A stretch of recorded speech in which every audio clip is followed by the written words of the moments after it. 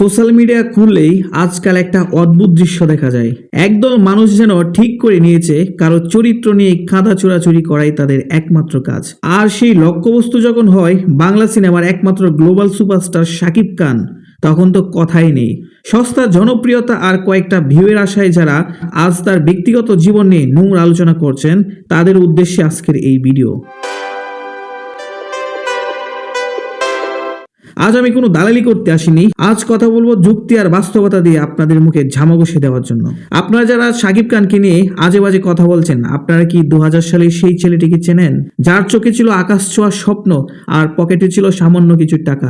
এফডিসির বারান্দায় অগণিত অবহেলা আর রিজেকশন সহ্য করে যে ছেলেটি আজকে শাকিব খান হয়েছেন, টেকনাফ থেকে তেতুলিয়া, আজ যে নামটা মানুষের মুখে মুখে ঘুরে, তা কি একদিনে এসেছে?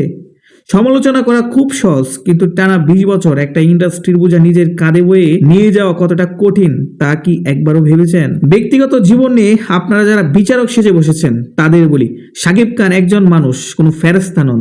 তার ব্যক্তিগত জীবনে ভুল থাকতে পারে, চড়াই উতরাই থাকতে পারে, কিন্তু সেই অজুহাতে তার ক্যারিয়ার বা তার কাজ নিয়ে যারা নোংরামি করছেন তারা আসলে অসুস্থ। পৃথিবীতে এমন কোনো সুপারস্টার নেই যার ব্যক্তিগত জীবন নিয়ে কাটছাড়া হয়নি, কিন্তু পার্থক্যটা কোথায় জানেন? শাকিব খান কোনোদিন কারো সমালোচনা নিয়ে পড়ে থাকেননি। তিনি জবাব দিয়েছেন ক্যামেরার সামনে, তার অভিনয় দিয়ে, তার ব্লকবাস্টার সিনেমা দিয়ে। যখন বাংলা সিনেমা ধ্বংসের মুখে ছিল, যখন হলগুলো বন্ধ হয়ে যাচ্ছিল, তখন কে বুক চিতিয়ে দাঁড়িয়েছিলেন? যখন বলা হতো বাংলা সিনেমার দিন শেষ, তখন প্রিয়া আমার প্রিয়া, শিকারী, নবাব থেকে শুরু করে আজকের প্রিয়তমা, বরবাদ দিয়ে ইন্ডাস্ট্রিকে অক্সিজেন কে দিয়েছে?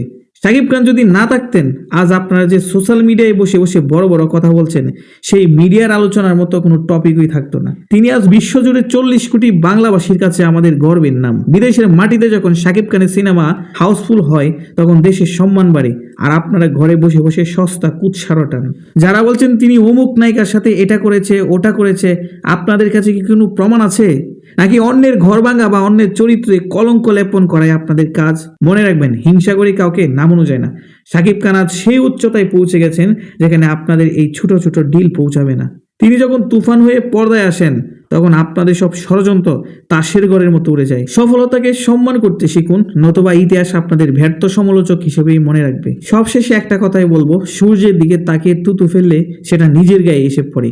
শাকিব খান আছেন, শাকিব খান থাকবেন, তার প্রতিটি পদক্ষেপ হবে আপনাদের মতো সমালোচকদের মুখে এক একটি চপেটাঘাত। যারা প্রকৃত সিনেমা প্রেমী, যারা শাকিব খানকে ভালোবাসেন, তারা পাশে থাকুন, কারণ রাজ সিংহাসন কার দখলে থাকবে সেটা সোশ্যাল মিডিয়ার কমেন্ট বক্সে নয়, বরং প্রেক্ষাগৃহের উপচে পড়া ভিড়েই বলে দেয়, কিং ইজ অলওয়েজ কিং।